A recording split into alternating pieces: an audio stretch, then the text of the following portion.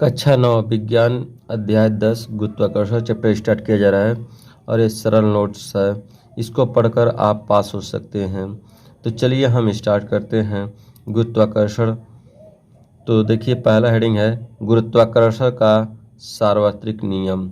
इस नियम को न्यूटन ने दिया था। न्यूटन ने ही गुरुत्वाकर्षण के बारे में खोज की थी। तो देखिए इसमें पहला हेडिंग है ये, और इसके बारे में देखिए क्या लिखा गया है कि ब्रह्मांड में एक कण प्रत्येक दूसरे कण को एक बल से आकर्षित करता है। आकर्षित मतलब अपनी ओर खींचता है, जिसे गुरुत्वाकर्षण बल कहते हैं। ठीक है, अब देखिए वो जब बल की खोज हो चुकी तो दो नियम दिए। कौन कौन सा, देखिए यहाँ पे दो नियम दिए। पहला नियम देखिए क्या है कि अगर मान ले रहे हैं कि दो पिंड है, ऐसे ये हो गया m1 और ये हो गया m2 और इनके बीच का दूरी है क्या, r है। तो उन्होंने बताया था कि कणों जो बल होता है कणों के द्रव्यमानों के गुणनफल के समानुपाती होता है। ये समानुपाती का चिन्ह है। ये देखिए एक गुरुत्वाकर्षण बल है और ये समानुपाती होता है। देखिए किसके, m1 और m2 इन दोनों के द्रव्यमानों के गुणनफल के। दूसरा उन्होंने बताया था कि उनके बीच की दूरी के वर्ग के व्युत्क्रमानुपाती होता है। यानी इनके बीच का जो दूरी है उसके वर्ग के व्युत्क्रमानुपाती। व्युत्क्रमानुपाती मतलब 1 के अपान लिख दीजिए, 1 व्युत्क्रमानुपाती होता है। अब इन दोनों नियमों को जब हम मिलाकर रखते हैं तो देखिए F प्रोपोर्शनल m1 m2 और ये अपान में है तो r² हो जाता है।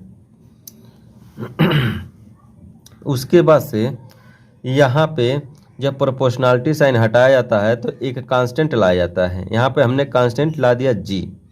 ठीक है, देखिए जहाँ g एक नियतांक है जिसे गुरुत्वाकर्षण नियतांक कहते हैं। ठीक है, अब देखिए गुरुत्वाकर्षण का सार्वत्रिक नियम सर आइजैक न्यूटन ने दिया था। किसने दिया था, सर आइजैक न्यूटन ने दिया था। ये MCQ में आ सकता है। अब देखिए यहाँ पे एक पिंड ये है, एक पिंड ये है। इनके बीच इसका द्रव्यमान m है, इसका स्मॉल m है, कैपिटल M स्मॉल m। इनका बीच का डिस्टेंस क्या है, d है। तब यह फार्मूला क्या हो जाएगा, F = g m और स्मॉल m अपन d का स्क्वायर। g का मान जो होता है 6.67 × 10⁻⁻11 न्यूटन मीटर स्क्वायर प्रति kg² होता है।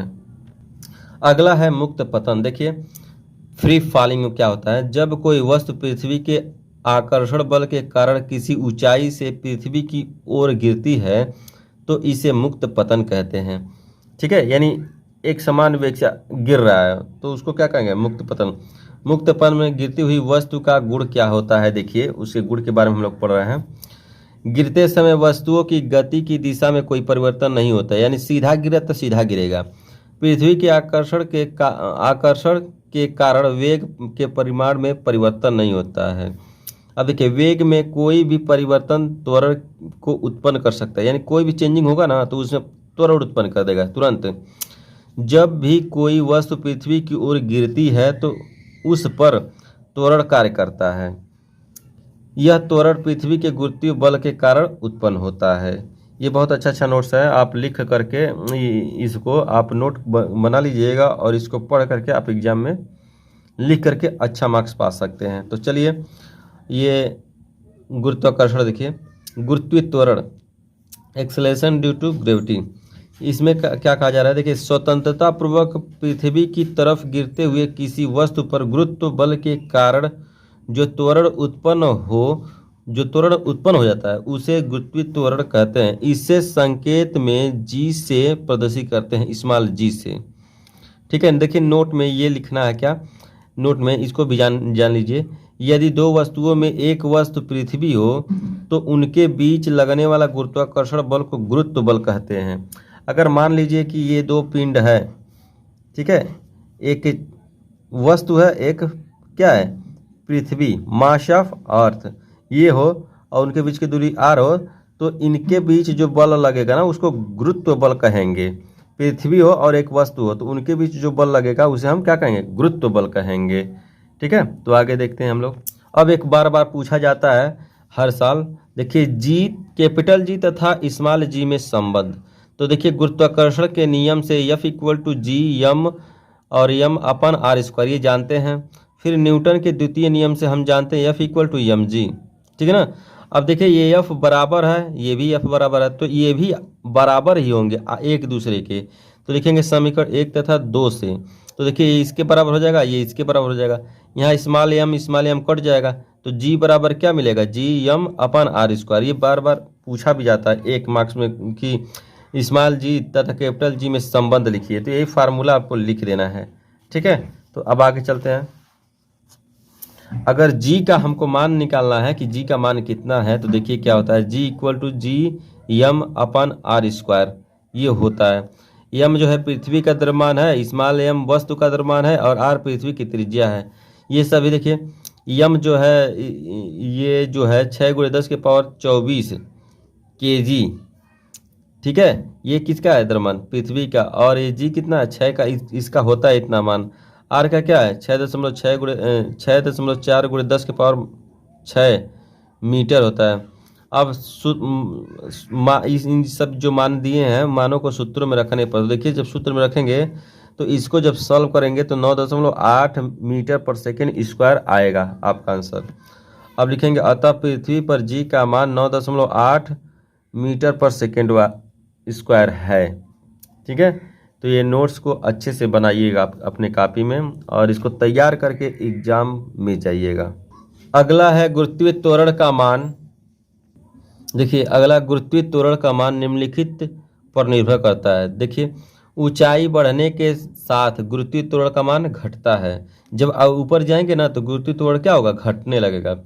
पृथ्वी के केंद्र पर जी का मान यानी गुरुत्वीय त्वरण का मान 0 होता है पृथ्वी के केंद्र पर, ठीक है।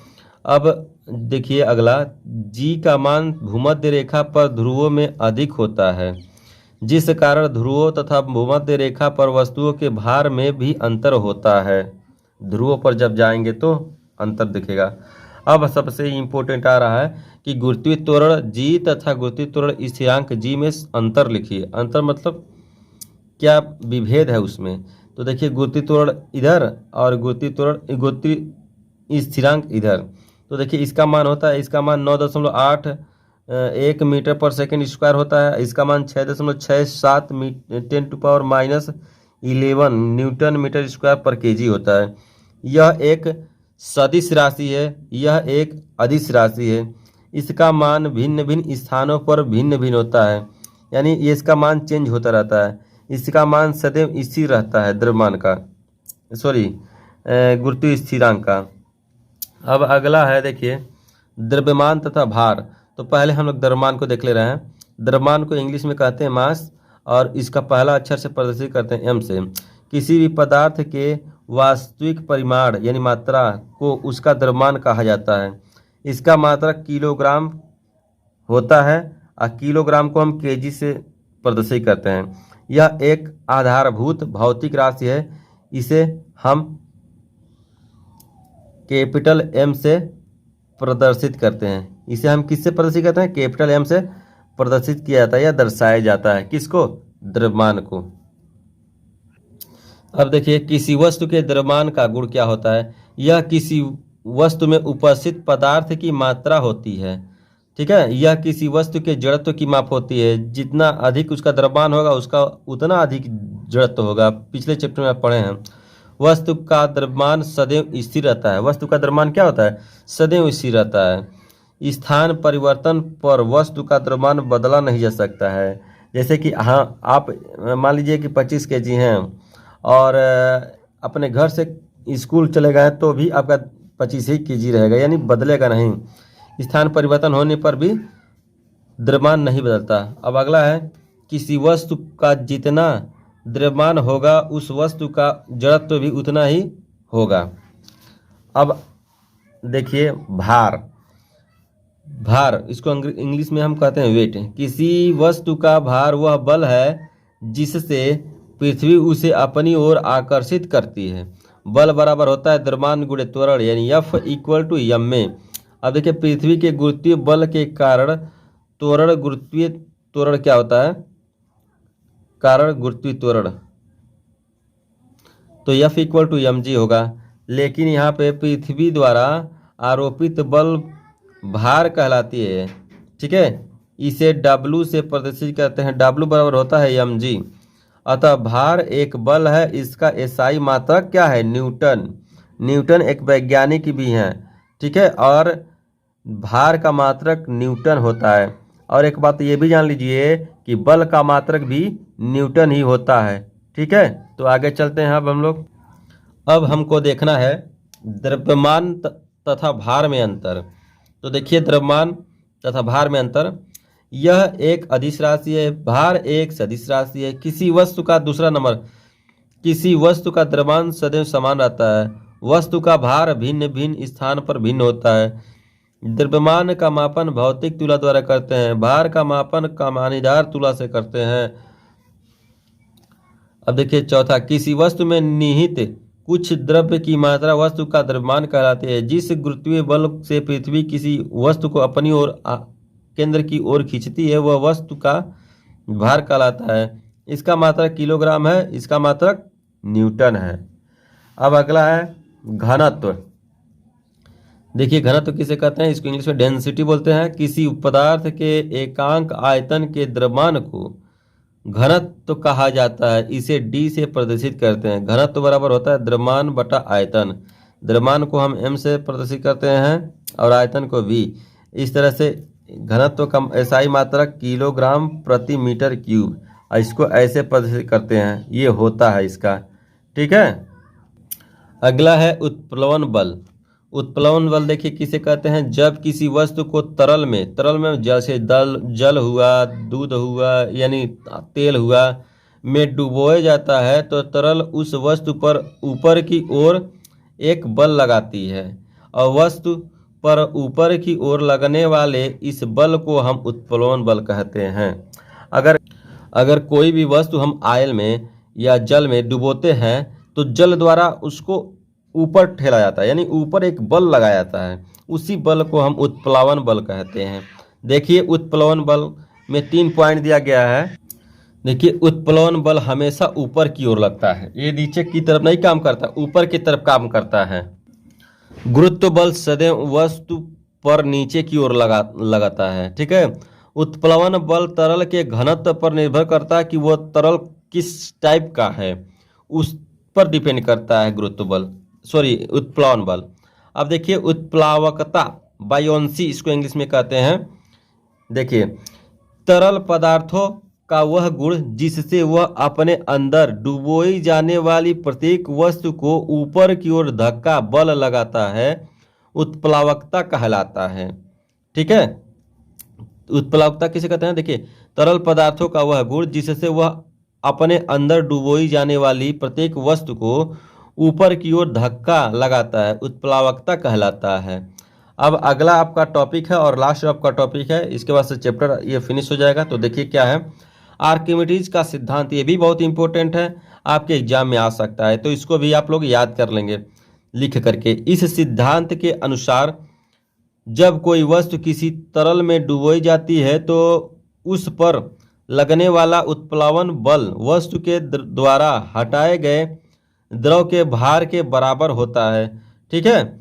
उत्प्लावन बल बराबर होता है वस्तु के द्वारा हटाए गए द्रव का भार, ये आपका होता है।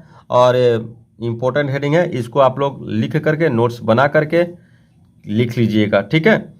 तो देखिए, ये सब हम ऐसे कर दे रहे हैं, आप लोग जो है इसको नोट्स बनाएंगे अच्छे से, और नोट्स बना करके आप तैयार कर लेंगे। तो चलिए, तब तक के लिए bye bye, thank you watching for this video.